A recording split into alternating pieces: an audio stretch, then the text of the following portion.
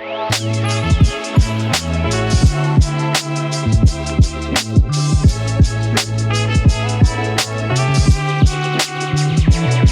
finally very happy and excited to be on the Creekside podcast and be on the Creekside YouTube channel and just be around the Creekside guys, especially my guy Dave here. At least you had to come to the factory to do this. That's what I was going to say. Which makes me very happy as well. Because we can be Your here ass wouldn't come to Ohio. Well, so I said, all right, we'll pack it up and come down and see you. I don't want people to hate me. It's not that I don't want to go to Ohio. I'm a little busy right now, thank God. Thankfully. But a little busy, especially compared to the last time. Well, the last time I was here, there was still more tables. The first time I was here in 2020. I was going to ask you the year. You were here in 2020. March 2020. So you were here 3 months after we opened the factory, which is insane. And I love that and then you came back again 22 it was? I came in 21. I came twice in 21, I think. Okay. Summer and then November-ish. Okay. Because the last time you were here, Ramsey was here too. Yep. Yeah. Mm-hmm. Yeah. And our boy Dave Pugh. Yeah, our boy Dave Pugh. Shout out to Dave. Yep. He's always a good guy. But I was excited for you to come down here because you were one of the few good friends I have in this business, and you hadn't been here in a while, so I wanted you to see how it's evolved little by little. I mean, when I think of the first time I came in here, I think there was 4 tables, like rolling tables. Mm-hmm. Right now we're up to 17, thank God. So I can't complain. It's crazy, man. It's when we started the factory in January 2021 was our official first date that we opened the factory. We started with 3 people. Now we're almost up to 80 people here, which still to this day to me is insane. But it's not even 5 years. I mean, just 5 years. Yeah, because we're officially we started 2021, so next year is going to be our official 5th year, let's call it. Wow. Yeah, and look at it, man. It's just crazy. Like, you're taking me through and a lot of people have seen this now because they've seen like the... Oh, wait maybe they have. Maybe they've seen the But we started tours. 2021, so next year is going to be our 6th year, actually. Wow. Not our 5th, which... to me is it's all a blur. It's a blur, yeah. Yeah, it's all a blur, man. But it's a lot of work, man. I've been working 24/7. The line I hear the most from my friends nowadays is, "Where the hell are you? We haven't seen you in a while." I'm like, "Hey, I'm just grinding at it out one of my homes, exactly. Either here or my other home where Correct. I sleep. I'm either here or at the home with the family, So it's been hard work, but I can't complain, man. I'm so happy with everything. How it's been. Yeah, and it's been really cool to talk to you about from an operational standpoint. We'll talk about cigars, but the processes you've put in place. I love hearing you talk about and I built this thing out and I've got this person nice. doing this. I bore him. He's being nice. No, this is the stuff now that fascinates me. That never used to fascinate me. And it's how do you build something that can grow and sustain itself without you having to do everything? Yeah, because it wouldn't be this size if you had to do everything. Yeah, it's impossible. That's one of the things I've had to learn is to delegate. When we started the company, I had my hands in everything, and that was the goal as well. Because when we started, I had my hand in everything because I wanted to mold the people working with us to the way that we want to work. So little by little, as the years have gone by, that has become the culture here. The norm of the way that we do things. So we've had. People that we've put in every single department who are in charge of the departments. It's people that I trust, people that know what they're doing. So nowadays, it's more about each department has a head of the department, and they're supposed to take care of the department according to what we need for them to do. So that's the way that we've done it. We've just added more people. You got to add more people to the company because you need more hands to work everything that we're doing at the same time. We've gone from adding more people in every department to even adding the latest employee I told you we had is just a guy that's just in charge of inventory, systems, receiving tobaccos. Because I can't do all of that anymore because I'm here with you right now. Yeah. Let's say a truck of bales just showed up all of a sudden. I would have to leave you talking by yourself here. So it's just little things here and there. But it's important also that we empower these people because at the end of the day, we tell them this is your responsibility. You're here because we believe you can do it. So we don't need to hold their hand through the whole process. Obviously it's more about being on top of the blends. The tobaccos need to be on point. Everything needs to be classified like we want it to be. Everything needs to be organized. In making cigars, one of the most important things is to be organized because there's so many variations of different types of leaves. We're talking leaves here. somebody that doesn't know tobacco, they look all like leaves to them. Right. And we have about 50 different types of leaves here. So there needs to be some order. And you can't be mixing them around here. Yeah, there needs to be, and again, from experience, you might know what a leaf is by looking at it, but when you have 30 different leaves, your eyes even get lost, because there's so much similarities to them. But they also have slight differences that you notice what they are, but you got to have everything in order, man. If you don't have everything organized, it's impossible to do what I tell you is my most important thing: consistency in the blend and construction of the product. You need to be organized to be able to do that. Yeah, it's like the number one thing that jumps out here. It's like, even I also love it as like a brand person, because everything is branded. Yeah, everything is branded. The cases that all of the tobacco goes in has the Isla logo, the right font. Correct. It's clear. Like, It's you go into a clear. lot of factories and it's like a Sharpie on a piece of tape, and it's like, Correct. oh, I just know that that's in this one and that not one, and it's knocking like, that. When we started, that's what we were doing. It was cardboard boxes and tape and Yep. Sharpies. But little by little, when we can, we try to make everything better, because it's also better for the tobacco. It's also better for the organization. It's like you said, we made these signs for everything where they're clearly labeled, because that's the other part of it. Everything needs to be clear and everything needs to be easily readable, because let's say one person is not here that day. He's sick or he's out for whatever reason. The factory keeps going. It's not like, oh, so-and-so is the one that knows what's here. No, anybody can show up and see what it is. yeah, And that for us is super important, because at the end of the day, we make cigars for other people. yep. And whatever they bring to us, like you've brought to me now with these new blends, we got to assure you that the blends are going to be consistent. And the way to do that is being organized and being very OCD about it. And it's easy for me because I've always been a little bit OCD.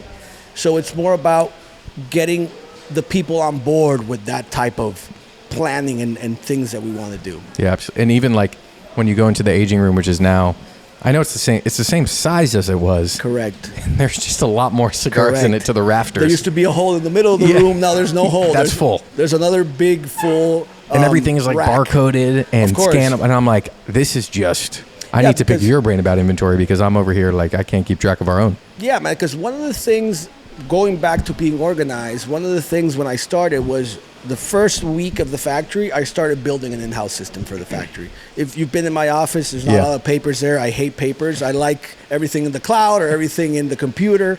So when I started, I said we needed a system. Why did I start it from the beginning? Because starting it from scratch is easier than growing and then having to Yes. inject it into the company, Yes. right? So that's why that was one of my first priorities. And with that system nowadays, we track everything in the factory. From the moment a bale arrives, it's scanned, an ID is put to it, a number is put to it, a barcode's put to it. And even when we get all the way to the aging room where the cigars are done and aging, it has a label on it. That label has a specific number that tells me what bale those cigars came from. So if there's ever a slight problem, we can smoke, and we know from the information on the label what bale, what supplier, when did we buy it. That way I can go straight to that bale and check the bale and see if it was a bale problem or it was maybe a blending problem. Because again, a lot of people want to say that everything is perfect. Nothing is perfect. This is a handmade product. Yeah. Mistakes happen. That's why we have so much checks and we have so much things that we confirm before we go through. So with the system, I'm able to track everything. Because imagine I smoke a cigar and it's a little off. How am I going to know what tobaccos it has, who Right. I bought it from, where did I source it? With the system, I can know this. So we track everything from the beginning, and that goes also into the pricing, like whatever price we're paying for the tobacco, everything goes into the system. When we're pricing out products, it's already chained to the prices of the tobaccos and the amount of stuff. So everything is chained in a way. It took us like a year and a half, 2 years to kind of have the system set, but it's a living organism. Like every day we're adapting. We have the guy who did the system, we also have him as freelance, let's call it. So every time we need to do a tweak or a change, or I want to add this, or this is not working, let's tweak it to this way, he takes care of it, and next day we have it tweaked. So for that, for us, it's been super helpful, because we go with that system all the way from receiving tobaccos to paying our employees to doing inventory. Like the moment production is done for the day and we pick up the cigars in the system right away, we know we have to pay this guy, and automatically we know what row it's going into in the aging room. Yeah. Because everything is controlled, even the aging room as well. When we're going to go pick cigars, even though, let's say, a full production of a rack, it takes about 10,000 cigars per rack, right? So I have that production done. When I start packing that production, the system even tells me start from the left side first because these are the oldest one of the batch. Doesn't mean that the other ones are fresh or new, but we always like to start with the first ones and then go accordingly, finish up with the latest dates, even though our minimums are 2 months of aging here. But the system alerts you of a lot of stuff. It tells you, oh, because when we do an order, let's say an order is 10,000 cigars, if I put into the system the order I'm sending to the shipping department, if it's lower than that, the system gives you an alert right away. This is not enough cigars. You're missing this for the shipment, and that when we investigate if there was something missing in inventory, or we have to roll more cigars, because the system tries to give us all the alerts it can. That way, it pops, and it doesn't even let you do something else. If the alert is on, it doesn't let you keep going forward until you resolve that thing. So it's just the little things that people don't see and notice on the insides that are happening, and this is all, we just did it from scratch. I'm not a program designer. I got a guy who's a program designer, and then I told him what I wanted. And we just kept tweaking and tweaking and tweaking, and we still tweak to this day. Because sometimes I sit down to use the system. It's like blending. Yeah, man. It's like I'm using the system sometimes, and I'm like, well, maybe doing this in 3 steps, I can do it in 1. And I call the guy, what about doing it this way? That way it's only 1 step. And sometimes he agrees, sometimes he tells me it doesn't work, because at the end of the day, I come up with some crazy ideas. He's like, no, that's too much. But sometimes he's like, yeah, that's a good idea. And instead of doing something in 3 steps, I can do it in 1. So it's all about, it's like you said, it's actually like blending. It's always adapting. We're always seeing new things because we use the system every day. Is that like, what's the most like satisfying part to you about all of this? Man, it's always weird. Like sometimes I walk around here and I'm like, what the hell? How did this pop up here? Like what's going on? Because I mean, everything is a blur. Like you're grinding all day, as people say, you know. But for me, the satisfaction is that I was, at least at this moment, I was able to do, my dream was having my own cigar factory, and I was able to make it happen. And it's going great. Life changes a lot, but as of today, it's been amazing. Like we've grown year after year. And that is very satisfying to me because it's my baby. You know, at the end of the day, it's something that I put everything into this. When I started my factory, I sold my car. I used up all my savings. People were telling me I was out of my mind. But it's one of those things where I said to myself, listen, I'm in my 30s right now. I either take the leap now, or then I'm going to be 60 one day and be sad that I never took the leap. Why not take a swing at the bat if I can? If I would have missed, that I could have pivoted somewhere else because I'm young enough to do that. So that's why I decided to take the leap in the middle of COVID, and everybody said I was out of my mind and what am I doing? And even when I got the space, people said, what is this space? Are you crazy? This is too big. And now I don't have any space. Now you're looking for more. I'm looking for more space because it's gotten to the point where, thank God, we've grown a lot and space has become a problem here. But it's a good problem to have. I'm always playing devil's advocate because everybody tries to go, oh, space. Everybody goes crazy. I'm like, amazing problem. We'll figure it out. Yes. Worst problem would be to have too much space and you don't have anything to do in it, you know? So correct. I'm always not complaining too much because, again, this is here and sometimes I'm like, wow, I can't believe we're here. But, again, it hasn't been easy. It's been a lot of work. It's been a lot of days where I don't see my kids because I'm here early and I leave late at night. And there's a lot of days where I'm here Saturdays, Sundays. It doesn't matter.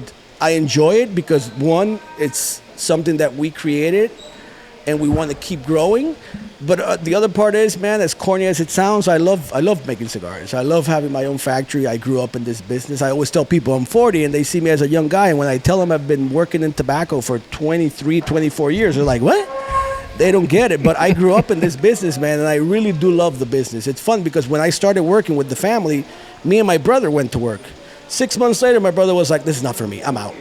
But the bug bit me, man, and I've never stopped. I always worked summers in high school, part-time when I was in college, and I graduated college, and I've been working full-time to this day since I graduated college. So, like, when was it that you were like, I want to open my own factory? Well, this is what I want to do. Well, it's funny because when we were all in lockdown, there we go. I got mine too, right here. Oh yeah. Sorry, I hate to interrupt. No, please look at that. This cigar is Hayati. I love it. Yeah, man. I mean, when COVID lockdown happened, because I used to, I was at Cigar Rings before, and I left Cigar Rings because at the end of the day, I still had that itch about tobacco. You're a factory guy. Yeah, I'm a factory guy. I like to be around tobacco, so I still had that itch. And when I left Cigar Rings, the pandemic happened 2 weeks later, and I was like, oh man, this was a bad move right here. I was like, I completely blew it. But life is funny, man. During lockdown, my wife and my father-in-law had been grilling me for years. Why do you open up a cigar factory? Why do you open up and I couldn't do it because I was doing another thing, and then I was doing what I was doing, and I didn't have any time to do that. But when the lockdown happened, we're in our house, bored like everybody else. They kept asking me, and I said, And I always read cigar news every day. And I started, every time something happens in the business, we think we're all going to die. Yep. Oh, we're screwed or whatever. But I was reading the news, and I saw during COVID, cigars were booming. Yep. So what else are people going to do in their house? Smoke Exactly. cigars. So I kept seeing that, and I was like, why can't I pick up some of these crumbs here? If cigars are booming and there's a good movement and everything is happening, why not? So I called like 5 close friends in the industry that I've known for years, guys that run big companies, guys who work for big companies, and very close friends, just to ask them if I was fucking nuts to open a cigar factory. And funny enough, all of them said I wasn't. All of them said, that's an interesting idea. And it's also part of it that me opening up this factory, I want to say I had a little bit of a foot in the door in the business because I was working in the cigar business for so long. I knew everybody in the business, meaning from other factory owners to brand owners to people who worked at these companies. So it was one of the things where I said, okay, that's an opportunity for me that not a lot of people have. Having my foot in the door, that people know me from my previous jobs, they trust me. But for me, it was about now maintaining that trust running my own place. So that was the key thing for me. But man, I mean, when everybody told me I wasn't crazy, I kept thinking about it. And funny enough, one day with my wife, we were talking about names, and she's the one that threw Tabacalera La Isla at me. I was like, oh, I like that. Because we were trying to figure out like... And what's with the spelling, by the way? Oh, I love that question. Everybody asks me, why is the I lowercase? I love that question. Well, the first part of that question is because you're asking me that question. It pops. It pops, and people say, what does that mean? And that's a good excuse for me to talk about the factory and why I do this and what we're doing. So that's something different. Yeah, it's something that grabs people's eyes. So that's one part of it. The other part of it is I've always been like a casual type of guy. You always see me in T-shirts, and if you see me in a suit, something wrong happened or something good. It's either a wedding or a funeral or something happened. But I wanted to keep the logo a little bit casual-ish, and putting that lowercase I there as well kind of gives it more of, we're not so serious. Yes. We're not wearing suits and ties here. And also, I mean, looking at other companies that know what the hell they're doing, there's a small little company called Apple, and most of their products have that lowercase because of that, because it pops. Yep. And the last part of that is an uppercase I sometimes looks like an L. Yep. So I didn't want people to be confused by that. So those are the reasons why I did that. I thought about it for like 6 months. The green for the factory took me 4 months to make, because I was going to the Home Depot here in DR, and I knew the paint guy already because I would show up every 2 days and, let's mix this, let's mix that. Let's do that. It's just the little crazy things. And I know I have that code saved because every time we need to buy paint to paint or repaint, it has to be a specific code that we created for that color. And that way nobody can copy it either. So that's also the other part of that as well. Yeah, it's a good sign for a factory owner to be that OCD. Yeah, man. And I mean, you have to love the details. But or this will swallow you up. But it's all details. That's cigars, bro. Yeah, cigars are all about the details. Like we were talking about earlier, even changing half a leaf or a binder or a wrapper completely changes. It's all about the details. And I believe details is not just the cigar itself. The company needs to have these details and little things here and there. That's why we're trying to be very organized. We try to be very clean, because I also want the factory to look like we're doing real business here. We're like a legit company. And like things started rolling after that. When my wife told me the name, I was like, ooh, I loved it. I went online. It was available everywhere. I'm like, this is it. I registered the name here. I registered the name in the U.S. I did the Instagram. I did the website. I got everything. I did that same day. I registered everything. I didn't know if I was going to do it or not, but I just wanted to have that name. And then after that, we started working on the logo. The logo took me like 3 months too, with a friend of mine. We were working on it for a while.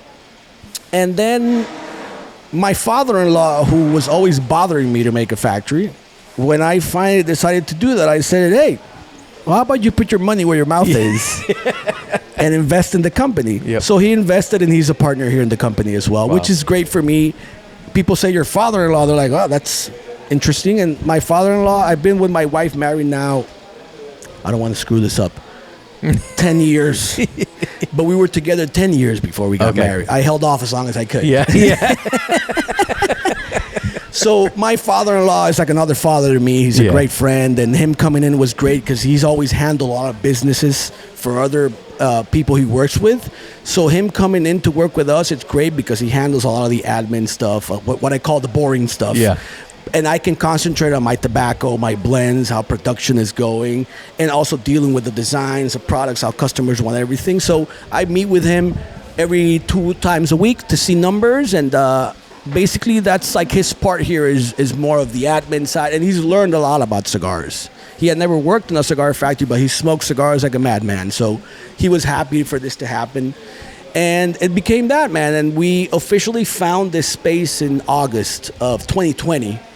And this 2019, no?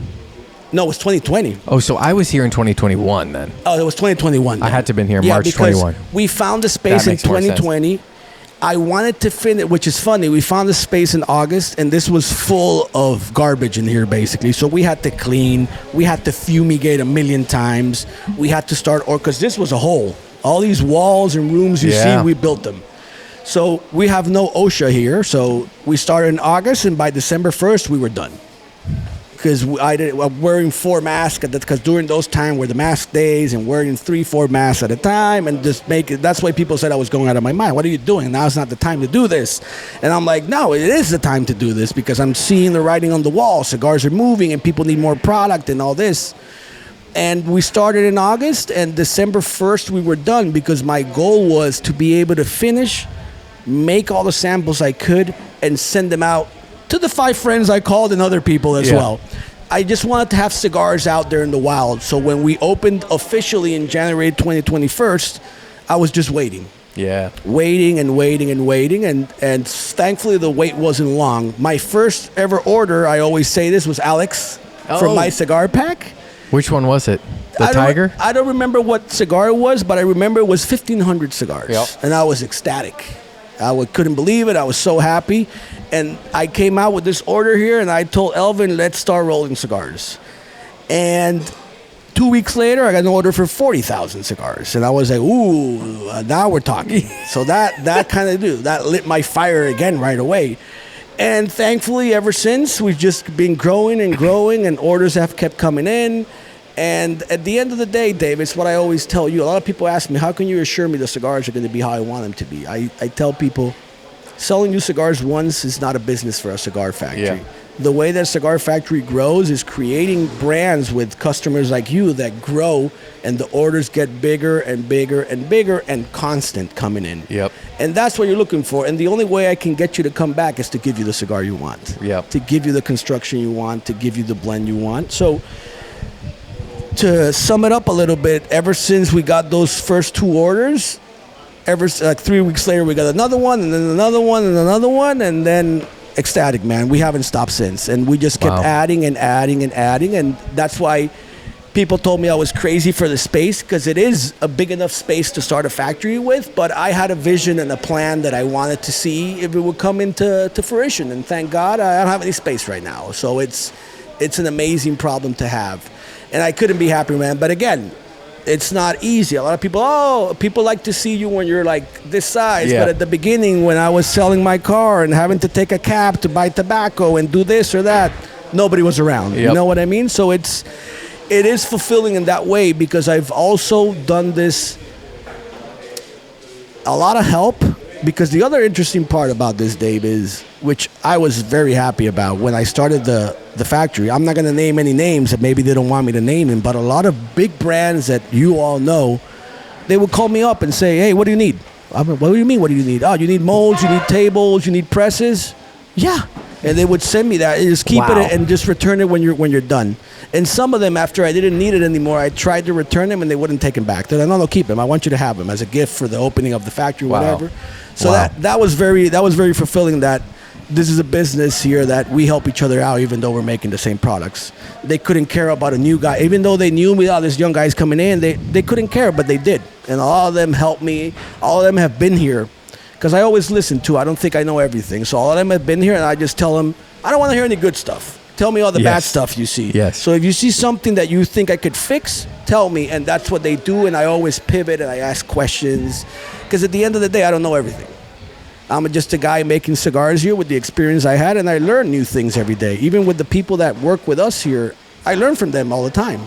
Even when I was building out the factory, Elvin, my main guy here, gave me suggestions. Instead of putting this wall here, why don't you do that there? And I was like, that's it. And then a lot of things come into play that, because again, at the end of the day, this is a very tough business, and you have to always be humble about it, because things come and go very easily in this business, especially what we do, which is tobacco. You never know what's going on, what's going to happen. There's always some worry above us in some way. But at the end of the day, man, it's I couldn't be happier. I had never worked so much in my life, but I'd never been happier in my life, because family is great. And when I started the company, I did tell my wife, listen, you have a mistress. She's like, what? I'm like, yeah, the factory. I'm going to be here a lot. And she's like, oh, okay. Because I told her I'm going to be here Sundays if I have to be. I'm going to have to do what I have to do. And she's been very supportive. That's great. And she's been amazing with it. So, I mean, I can't complain, man. Again, I always tell people, this is my line I use all the time, I'd rather be stressed than bored at the end of the day, you know? All right, I'm pausing the podcast really quick to talk to you guys about our favorite new product. You know them. O'Mara Sprung Floors. If you are a cigar lounge, or honestly even a factory, I'm standing in a factory right now. I need to get Hostos on this thing. You got to get on O'Mara Sprung Floors, dude. Because he puts them in, like, he's in SpaceX, he's in, like, Ford plants and stuff like this. He makes these hardwood. They're kind of got a little bounce to them. Okay. And they're anti-fatigue. So, like, for people who stand all day at a station or an area, and, you know, they're on concrete. Yeah, the ones I've seen before is like some of them have like a little rug where they stand, so it's better for them to stand for long. Yeah, no, so these, like but they're for the whole wood. thing. They're wood. Okay. Yeah, you can get pieces of them if you just want to put them in a station, and they're like 4 by 4 feet. Okay. Or they like you measure it out, and they'll like make it custom for an area, and you just snap them into place. Like we got them behind the counter at Creekside where the guys stand all day, because we have concrete. The floors look just like this. Okay. And they're always complaining about their backs and their knees and blah blah blah blah blah. It helps a lot, you know. Even at the trade shows, you see some people put those type of rugs on the trade show floor, because they're standing all day, you know. So that helps a lot. But those are like cushiony, like soft. This is just like a little bit of bounce. Anyway, they're awesome, and so I'll definitely check that out. EJ, who owns O'Mara Sprung Flooring, reached out. He's like, hey, I love the podcast. I'd love to support it, and also I think our product would do really well in cigar lounges and like in all these things where people stand all day long. Like these are the companies we do them for. I was like, oh, that's great. Like, can you send me a piece of the flooring to try it out? And we got it, and we just like stand on it all day. It's literally awesome. And so I've just been telling people about it, because I'm like, hey, if you have a lounge and you're standing all day, or maybe in your humidor and you want it to feel a little more like an elevated experience, people walk in and it literally just feels different. You're like, oh my God, this is amazing. You check out O'Mara Sprung Floors. I'll check it out, because that also, besides lounges, maybe for a cigar factory. That's my thought exactly. Like up at the front where they're standing checking all the cigars for the day. For the supervisors and all that. Yeah, that'd be great. I like that idea, especially also in the filler department. They're always standing at the table sorting tobacco. Because we have the small little rugs, but I'd rather have like a full-on floor. That sounds interesting. So sprungfloors.com. Sprungfloors.com. That's it. I love it. I'll be checking it out for sure. There you go. It's so interesting to hear you talk about like the generosity, the hospitality of other cigar factories around here, and everyone who watches our content at Creekside knows like any opportunity I can take to talk about hospitality, I will. But there's so much of that at this level of cigars, and it just kind of slowly goes away. Every kind of layer you get into, all the way to the consumer at the end, like you lose that camaraderie and that sense of like hospitality and family that you get at the factory level. That is, to me, that's the thing I love about coming to factories. It's like, I'm like, this is the cigar culture that we need to bring more of to the U.S., that we need to bring to the lounges and the shops, and the way that people talk about tobacco here, or cigars in general, it's less picky. It's less critical. Like, it's critical on the execution. You have to be. It's critical on the consistency, but it's like there's so many amazing cigars being made. It's so subjective. Correct. Taste is subjective, but the quality and consistency is not. Yeah, that's why we concentrate on quality and consistency here, because at the end of the day, taste is subjective, Dave. I mean, you might love a cigar that I don't love. Doesn't mean it's a bad cigar. It means it's just not my profile. An easy example is I usually smoke stronger cigars. I don't smoke mild cigars. Doesn't mean I don't like mild cigars. Doesn't mean they're not good cigars. It's different profiles. So if the blend is coming through as it was intended and the cigar is rightfully constructed, I sleep like a baby, because we can't make everybody happy. If everybody loved every single cigar that we made, I need a compound soon to make more cigars, you know? So it's subjective, and that's why I'm always like, some people tell me, I didn't like this one so much. I'm like, how was the construction? Perfect. You didn't like it? No, it's not my taste. No problem, because I know the cigar was coming through, but it wasn't a blend for them. Sure. That's normal. That's part of smoking cigars. Yep. There's cigars that you love and cigars that you hate that other people love. So, I mean, it's always, I never tell people that, oh, this is terrible, or, oh, this cigar sucks. I don't like this cigar. Yep. Because there might be a guy sitting next to me that smokes that every day, and I'm talking here out of my ass, and he smokes that every day. We all wish we had customers that smoked our cigars every day. Yeah. You know what I mean? So it's always this, again, coming back. It is an industry where you have to be very humble about everything. Yes. You can't act like you know everything. You can't act, because you don't. Nobody does. This is like something that evolves every day, and every day you learn new. I even try new tobaccos every once in a while. I'm like, what's this? I've never seen this before. And some people would be like, oh, that's garbage. I'm not even going to try it. No, I want to try it. I want to see what this is, because it can be the new San Andres, or it can be the new Corojo. You never know. So it's all about being open. It's like when we were blending cigars here earlier. You told me, oh, how about this and that? And I even told you, I think it's going to be to this or that. And you said, yeah, that's true. But I told you, what did I tell you? Let's roll it anyhow and smoke it. And when we did, we liked it. It was amazing. That's and it was a Dave blend. And even the last one. Yeah. The last one, right, where I was like, I can't tell if this is too spicy or not, because it was a Connecticut and didn't want it to overpower. And you say, yeah, I think it will be. And then Elvin was like, no. Yeah. This is going to age really, really well. And it's like, let's just try it. Yeah, why not? That's why I told you, let's make it. Let's make him. Let's roll the samples. Let's let him progress and smoke. Why not? Why not? I know. That's the best part. That's why I love being here. I love working with you. It's like, one, it never feels like work. No, bro. That's what's so much fun to me about it. And even from the first time I ever came here, I don't know if I've told this during the podcast, but it's just mind blowing to me. I was down here with Omar De Frias from Fratello, and we were at La Aurora, we were at KBF, a couple different places, and I had just got connected to you through Terrence. Shout out to TJ. Yes, shout out to TJ. And I had 3 different like larger like private labels that I needed done and blended and made and produced, and he connected me with you, and I was coming down here, so I was like, oh, on the last day before I go to the airport, I got like 3 or 4 hours. I'll come by the factory, see it, get to know you, smoke some of the blends that you had prepared. We had never met previously. Yeah. And but I think we had like one call, and I was like, oh, it's a good vibe here. Like, and not to mention, I don't speak a lick of Spanish, and you speak a lot of English, and so I'm like, this is going to be way easier for me as well. I remember when I first met you, I forgot your name like at the beginning, and I was like, yeah, the guys with the shorts. The guys with and I was like, yeah, the guys still got them on. I love it, man. I love it. That's your move. You gotta have the shorts, I remember because Elvin was what's his name? It's the guy with the shorts. That's what we called you for like a few weeks. How do you say shorts in Spanish? Pantalón corto. Pantalón corto. Oh, short pants. Yeah, oh, okay. Short pants.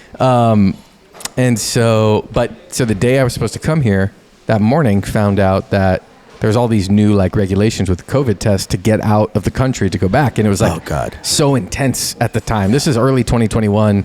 It was like where you had to do a bunch of things to get out of here. Now I know the story you're going to tell. I remember that. There's so many things to do. Yeah.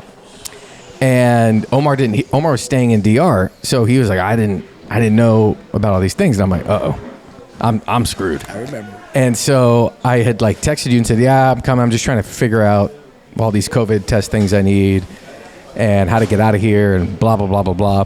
And I was like, this is like so stressful, not fun anymore. It's a problem now. Yeah, it's a problem. And then you text me back and you're like, I know a guy. Just come to the factory. I'm like, okay. So we come here, and then we get in your car immediately. We don't even do a tour. Get in your car. We go downtown to that big hospital. Yeah. You call this person who knows this person, knows this person. And that was like at the hospital alone was like an hour and change of like, where do we go and who do we talk to? I remember and it was we chaos. parked on one side of the street and you crossed over Ran and I waited across. for you. Yeah, I yeah. remember. It was chaos. Yeah. Oh, yeah.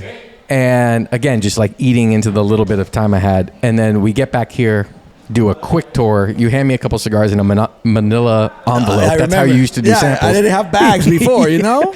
And I just put them in my suitcase, and you're like, I'll take you to the airport. Like, no problem. And so I get to the airport, and I'm like, this guy, like, I told him I needed all these cigars, decent order, especially for how young the factory was. And instead of worrying about, okay, let's sit down and let me show you the blends and the factory and let's talk pricing and let's, nail this thing down and agree to what we're going to do. It was just, let me get you taken care of and we'll worry about the rest later. Yeah, man. And do that. But that's not like a normal thing. That's what I love, one, about the cigar community, but two, it's what I've enjoyed so much about working with you. And I got to the airport and I was like, I haven't smoked one of these cigars. And 100% I'm making all of these with Hostos. Man, I appreciate you know what I mean? And it's like, for better or worse, I hope they're good. I bet I had enough people recommend me working with you that I was like, they're going to be good. And even if they're not, I don't care. Like, I'm working with this guy. And it's that level of the type of business that the best part of cigars is the handshake deals, the relationships, the integrity. Yeah. It's your word, right? It's who you are as a person that carries more weight than, there's no contracts here. Your word in the cigar business is the biggest contract you have, and friend. This, and the cigar business is this big. A small bubble. So everybody knows everybody. When the word is out, yep, that your word is out, yep, it's done for you. Eventually, it catches up to you, and so. And thank you for that story. I didn't know you thought those things when you got to the airport. That was the moment that I was like, we're making all these cigars with Hostos. Again, it's like, for me, it's a normal thing because that's the way that I am, man. As corny as it sounds, it really is a team effort to make these products and these stuff. So when I meet people, I just meet people. I'm not sitting down with anybody that's coming to the factory. Oh, this is what we do. This is the price. I mean, that's not the way that I do things, man. I like to create these relationships. I like for us to, again, you and me talk all the time, not cigars, whatever the hell we're talking about, So for me, it's about creating these relationships. And I believe that that's the way to be able to be successful when you partner with people. Because at the end of the day, I just have a lot of partners here. You're a partner of mine that we make cigars together. Anybody else is a partner. So for me, it's all about creating all of my customers or partners that I make cigar with are friends. I talk to them all the time. Yep.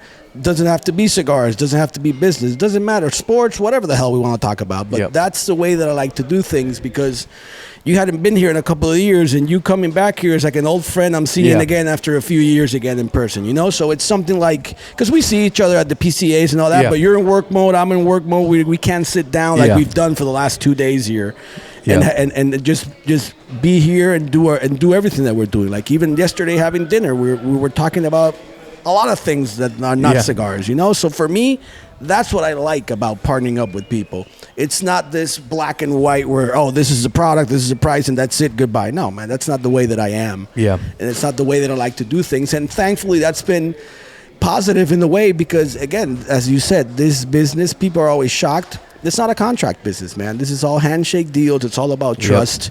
And again, going back to what I told you earlier, where's the trust? If you make cigars with me and I don't give you what you asked for, the trust is lost and you will come back. And everybody knows about it. It's a very small industry. It's a very small bubble. Everybody knows everybody here. And everybody knows who works better than others. I mean, everybody has their own style. It doesn't mean that we're better than others. But everybody has different styles of doing things. And my approach is how I am. Casual, relaxed. Let's have a good time. We're making cigars here. We're not making socks. We're not that bored. You know what I mean? So it's about having a good time because I really do love what I do. Yeah. So every time I'm here, Dave is coming. Great. Dave is coming. We got stuff to do. Yep. So for me, it's always exciting. That's when you and me were talking. You were telling me I'm planning on coming down. I'm like, when are you coming down? Because I love it when people come down to the factory. Going back to what you originally said as well, people don't understand how hard and detailed this is till they're here and they see everything. It's a lot harder for somebody to sit down in a very nice a leather couch like you have in your shop, AC, everything is beautiful, smoke a beautiful cigar. When you're here, you really see all the people, all the hands that come into work here. And it's also another thing that we do here that I imagine you've noticed, like we have the factory set up in a way where we keep our people happy. The thing we shut off right before we did this. Oh, you showed it. Oh, there we go. You showed it off. Yeah. No. The thing we shut off. Ah, right exactly. We shut off this. before we did this. Correct. This was another one of the things where people told me you're out of your mind. I was like, no, I'm not. I want to do this. So 2 years ago, we completely sealed off the whole factory, and the whole factory is temperature controlled, meaning which is not normal. Which is not normal, especially for this size of a factory as well. Because one of the things is I wanted we're Dominican Republic. It's a Caribbean country. It gets hot. Right now we're passing through those hot times. And one of the reasons for temperature controlling here is to have the employees comfortable. Also, obviously, the temperature control goes into the tobacco as well, controlling the tobacco beetles. Because everything we maintain is between 60 and 70 degrees and 60 and 70% humidity. We always try to stay inside that pocket, same as the aging room. So it's better for the tobaccos and better for the cigars, because even here, temperature fluctuates a lot. One day might be hot, another day might be humid, and another day might be a mix of both. So even when you take cigars out of the aging room to the shipping department to pack, depending on how the day is, that affects the product. Now it doesn't, because it goes from the same temperature to the other. So that was part of keeping the employees happy, but also part of the materials as well.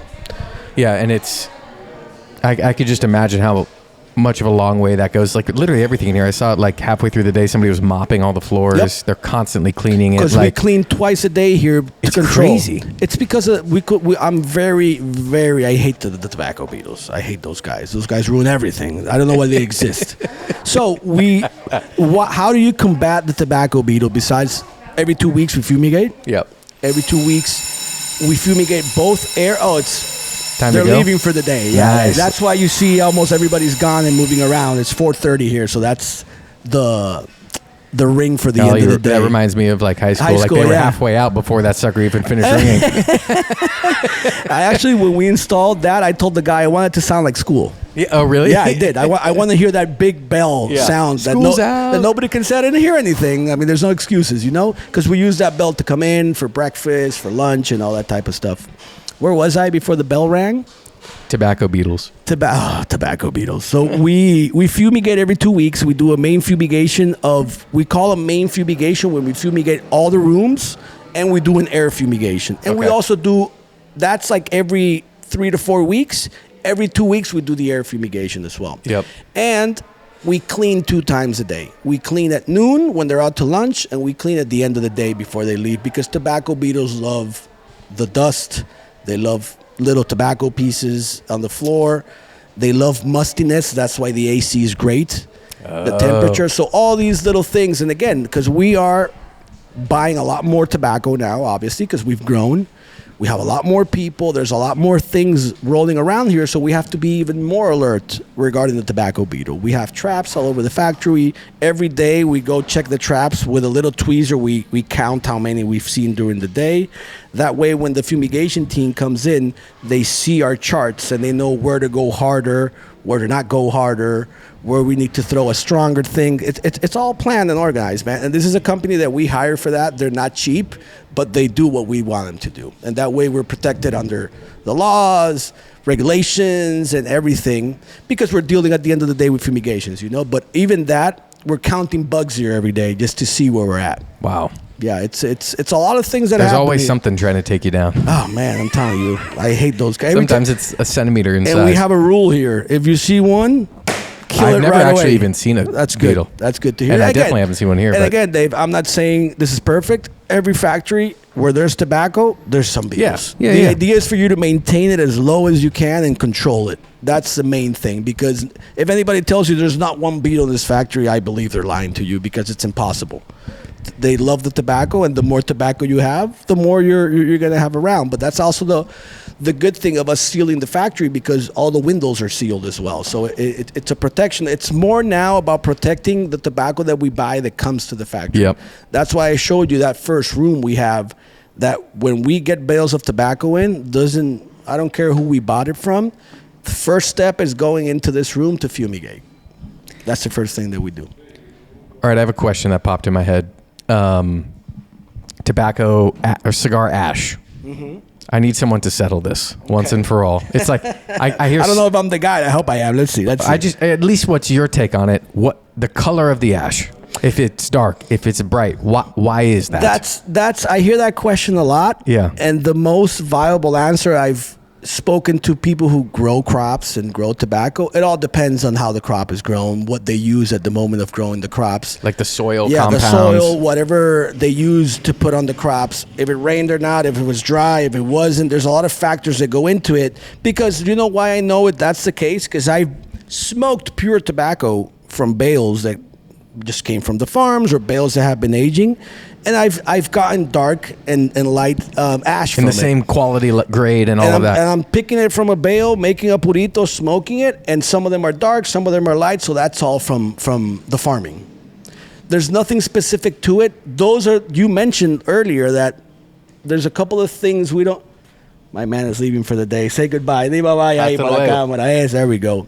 So that goes back to what we were talking about, that we don't pay attention to a lot of details when we're manufacturing regarding when we smoke. I'm not looking at an ash color. I don't pay attention to that because that doesn't affect the flavor of the cigar to me. It doesn't affect the taste. It doesn't affect the construction.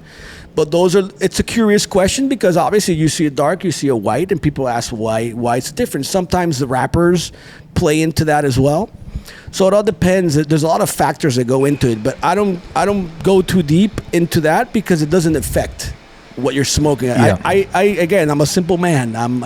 I don't go too deep in things that I don't think I need to go too deep into. So that's one of the things that I see all the time, but I'm never like really trying to see it because if it would make a difference to the smoke, that would be interesting to me, right. You know? Right. But if it doesn't, I don't pay too much attention to it. And what about ash when it's like, when it like spreads out like flowers kind of thing? That's filler positioning. Oh, interesting. Yeah, that's because the fillers were positioned in a way where some of them are just bending because they were not in the right position. Because I told you earlier when we were looking at the filler department, like there needs to be an order as well. It's not like just, these are the 4 tobaccos, just throw them in there. You can't put, like, for example, you can't put a ligero tobacco, the thicker ones, on the outside. And you can't put the secos in the middle because if not, the secos burn quicker. Oh, and that's what makes it tunnel. That what makes it tunnel because it's burning quicker in the middle and the ligero is burning slower on the outside and you get a tunnel. It always needs to be, the ligeros need to be towards, or the thicker tobaccos need to be towards the center of the cigar. That's when you see the point, the cone shape, as we call it. When you ash and you see that cone shape, that's perfect construction because the ligero's burning slower in the middle and you get that nice little shape. So if you see any cigars that break off, I've seen pictures of long ones. Yeah. Like, it looks like the Alien movie or whatever. It's weird. But that's just mostly filler positioning. I can assure you that if you take another cigar of that, it probably won't do that across the board with the same cigars. It was just one that got misplaced. It was just one that was misplaced or something. That's the way that we see that. Which that's like a whole other thing. When you see these guys rolling hundreds of cigars a day and ultimately thousands in a month, and like a lot of times we smoke one and we decide, you know what I mean? Sometimes you smoke one cigar and you say, nah, not for me. And it's like that's where like people's curiosity comes into play. Like if I smoke a cigar and I like the blend and it's burning terribly, let's say it's underfilled or whatever it is, I smoke another one. I give it a chance because it's happened to me numerous times where the first time I don't like it, the second one I'm like, hey, wait a second here, this is something interesting. So that's why, again, I come back. I'm open to all these type of things. I'm always. When you came here, what did I tell you? Bring me cigars that I don't make, that you like, and that do well for you in the shop. Yes. Why did I tell you that? Because I want to smoke what the consumers are liking. I want to see what I don't know everything. I want to see. You told me this cigar is the one that sells a lot at your shop. I smoked it and I told you I get it. Yep. But I wanted to see what because that helps me also expand my mind a little bit when we're blending and trying to figure out. Because at the end of the day, the more cigars you sell, the more cigars I sell you. Right. So that's what we're trying. That's what at the end we can talk about the romantic side of the business all day, but at the end of the day, it's a business. You know, you need to make it work. I'm not going to feed my family with romanticism. You know what I mean? So it's still like it's where you play with the romantic side of it, but there's a point where it's also the business side of it. At the end of the day, we want to make as much cigars as we can, but they need to be the right way. Yeah. Do you have a favorite size right now? I usually smoke Robustos all day, man, because I smoke a lot of cigars, and I was talking with a friend of mine in the business the other day. We were laughing about it. Like, when was the last time you and me sat down to smoke a cigar in peace? Yeah. Every time we're just smoking, sit and enjoy. every time we're smoking, we're checking this or checking that and seeing this and seeing that. So nowadays, like me smoking a long cigar, sitting down for 2 hours with the same cigar, I don't do that much lately. I usually smoke Robustos. Even when we do blends, we do them in Robusto because we think it's like the best way to show people what the blend is going to be. You know, we're not going too thin, we're not going too fat. It's like the middle. And again, Robustos and Toros are always going to be the most popular cigars. Yeah, At totally. least what I've seen in my experience, it's always going to be the go-tos. Because again, we always talk about how most of us manufacturers, we love thin cigars and short cigars. I love a 4x44 all day, but people don't tend to buy those. You can tell me that in your experience with the shop, because people see them as more expensive and a smaller cigar, so it's a tougher sell, let's call it. Yeah, no, that is true. Although a lot of time, at least I've found recently, we've been able to introduce people to more like smaller gauges. You're one and few, my friend. That's the thing. And it's hard because like the price point doesn't vary that much. And so it's like, I mean, yeah, for $1.20 more, you can have like a Toro Extra versus this Corona. But I'm like, it's the flavor. Like, you stole the words less from my time, mouth. more flavor. It's like, still you're still getting the value for your money. You're getting more to taste. Yeah, but it's like, would you rather have a big gulp of iced tea or have like a nice, intense little drink? Yeah. It's kind of like that. Like some people, and again, it depends what people want to do. You know, everybody works hard for their money. Some people, you can buy whatever you want. You can buy whatever you want. But I agree with you. Like for me, it's not about getting a bang for the buck. It's about getting an experience of the cigar. And that's why I love thin cigars, because they give you more intensity because of the small ring gauge and all that. But that's why I try to tell people all the time, stop trying to buy cigars thinking of the advantage you're going to take out of your money. That's not the way to kind of approach it. You know, Yeah, it's a different experience. Espresso, drip coffee. Exactly. Exactly. Would you rather have a big mug of drip coffee or a little small espresso cup? I'd rather have an espresso cup. I'll have 3 if I want more. You know what I mean? I'll buy more cigars. I'll smoke more cigars. You know what I mean? But I tell people all the time, stop approaching it as getting a bang for your buck. Try to approach it of something interesting to smoke. Like, and especially guys like you that you're at the shop, you explain to people what they are. You tell them like, this is going to be a better size because the flavor is going to be more intense, or whatever the reason it is. And that's good advice, because at the end of the day, you're looking for a good experience, not getting a bang for your buck. That's what the cheaper stuff is for, you know? Yeah. And so this blend, we're smoking the Little Hayati, which was we did in 2020. I'm not leaving this. Which we did in 2021, 5 1/8 or something by 43. 5 1/8. Yeah. Blended and launched this when I was at Cigar Club, and we did it right before my daughter was born. This was the cigar for her. Hayati means my life in Arabic, and which was a very important one for me because it was your daughter, your first daughter, you know. And you had just had a daughter. Yep. I remember. It's just like this cigar is. It's just a. It's funny because now that we're smoking this, we had 3 left. Yeah. I'm like, oh man, we got 3 left, and I was gonna give them to you, but we just started smoking them here on the table, and they're gone now. Which is, again, why would you? This is another thing that I always tell people: smoke your cigars, man. Smoke your cigars. I know a lot of friends that just buy and save, and a lot of them have cigars that they're not gonna be able to smoke during their lifetime. I always tell people, smoke your cigars. I've been giving very special cigars. I've smoked very old cigars, like from the 50s and 60s. And people are like, oh, smoke this for a special occasion. Nah, bro. I cut it right there, light it right now. I mean, what are we waiting for here? The special occasion is a cigar that I'm smoking. You know what I mean? So I'm also very pro of just smoke your cigars. A lot of people want to save. And again, if you have a special occasion you want to save your cigars for, of course, that's valid. I mean, try not to collect so much and smoke. Because also we were talking about it. It's interesting that there's some cigars, as time goes by, they lose life. Yes. They lose life. So if I sell you, like if I blend a cigar today that we're going to launch in January, let's say, for example, when that cigar is launched, it's ready to be smoked. Yep. So if you buy that cigar and you smoke it in 10 years, the blend might not be what we intended it to be. You know what I mean? Yeah, sometimes you get lucky and it still tastes great or tastes different but great. Yeah, but it won't taste exactly like how it was intended to be. Exactly. It's the same with wine. Like people who drink these old wines, they've lost some life to them. You know, these things are natural products and it happens. So that's why I always tell people to smoke your cigars. But that's why we also are very, very careful here of the aging process. Like a lot of people want cigars quick, and I'm the idiot who stops them and says, no, hold on, we got to give it more time, because at the end of the day, it's what I've always told you, Dave. I like the cigars to talk for themselves. Yes. And so like we've been smoking the OG Hayati 5x43, and I stopped smoking the samples. I'm just smoking this now. Yeah. But this is what I think is cool is we also were sitting here doing other blends, and Elvin, just for like old time's sake, hand rolled the Hayati blend in you know, whatever this is, a 6x52, or it's a hand roll. Yeah. And so totally different size. And this is 4 years old, and this is 40 minutes old. And what did you tell me? And it instantly brought me back to when we were making this. That is. And we had done another one that was a slightly different. Tweaked. And I was like, oh, this doesn't taste the same. It's like, oh yeah, there was a filler swap in it.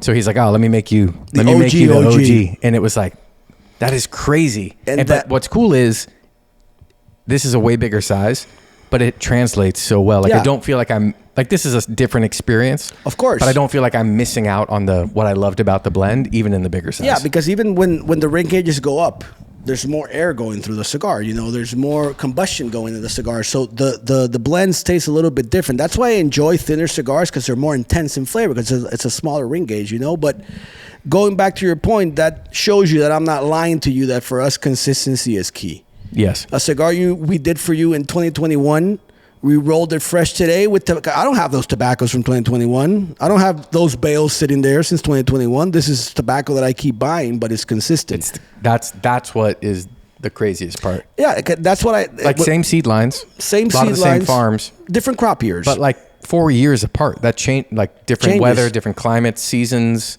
different people doing the processing, like in the factories. One of the key things is what I was explaining to you earlier is when we buy tobacco, we might go to a supplier that has, let's say, Piloto Cubano, for example, and he has Piloto Cubano from 5 different farms. Usually people just say, I'll take Piloto Cubano. We want a specific farm.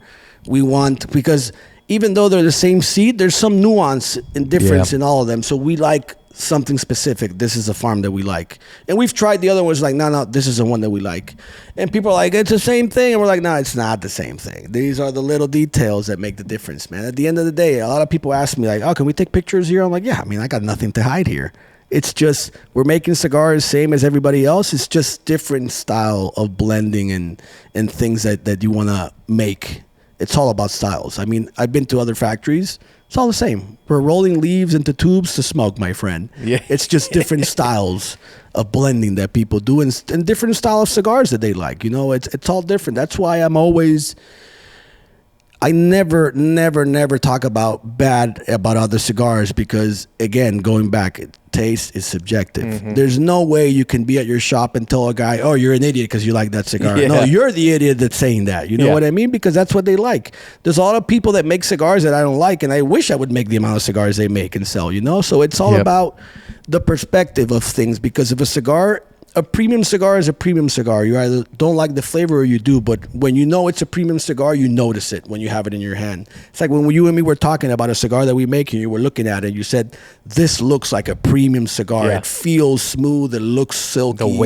The weight on it. Yeah. You know, like if you smoke cigars and you get like cheap cigar, and just by looking at it and feeling it, you know it's a cheap cigar. So these are different things, but I always, because I got other friends, oh, that's garbage. No, but hold on a second. Let's talk about it. Why is it garbage? No, because I don't like the flavor. You don't like the flavor then. Doesn't mean it's garbage. Yeah. How many cigars do you think that brand sells? Well, I don't know. Millions of cigars, I tell them. So they're doing something right. Yeah. You know what I mean? So it's all about perspective and just smoking what you like, man. I hate people at shops that sometimes, oh, don't smoke that, and they chuck it and smoke this. What are you talking about? I mean, I like what I like. And it's the same in the wine world. It's the same in the bourbon world. Like, a lot of people might love one of the biggest wines. What is it? $2 Chuck? Oh, yeah. You know how many millions of bottles those people have sold? The old bags So that they used to do. Why would you knock that? Yep. A lot of people like it, so Yep. they're doing something right, you know. So it's just different strokes for different folks. Yeah. Man. That's how it is. It's so true. Well, it's been a blast being back here, the old stomping grounds. I love it, man. I More love of it. this. I love it. Thank you for all the insight. Thanks for the hospitality as always. I appreciate that. I hope I'm not boring everyone here because You're not. Because I talk a lot when I get excited, and I love what I do. So that's why you and me have been I can talking feel it. I know. nonstop for the last few days, you know. But that's why this is fun for me, man. It's always a good time. I'm always happy to come here. There's problems every day. There's new things to resolve every day. But that's, again, I'd rather be stressed than bored, my friend. Always, 24/7. You got to get a T-shirt. I gotta get a T-shirt that says that. I love it. I love it. I love it. I love it. All right, we're gonna keep it roll. We're gonna keep it going with other stuff we're doing, and we got more content from this trip coming out for everybody. Thank you all who watch the Creekside podcast, support it, like the videos, subscribe to it, all of those things. It means a lot to us. It lets us come do stuff like this, which is like. I'm on the Creekside podcast. I have a lot of Mama, fun. I made it. Mama, I made it. Hell yeah. Thank you for having me, Dave, Absolutely. as always. All right, y'all. We'll talk to y'all soon. All right, Peace. thank you, guys.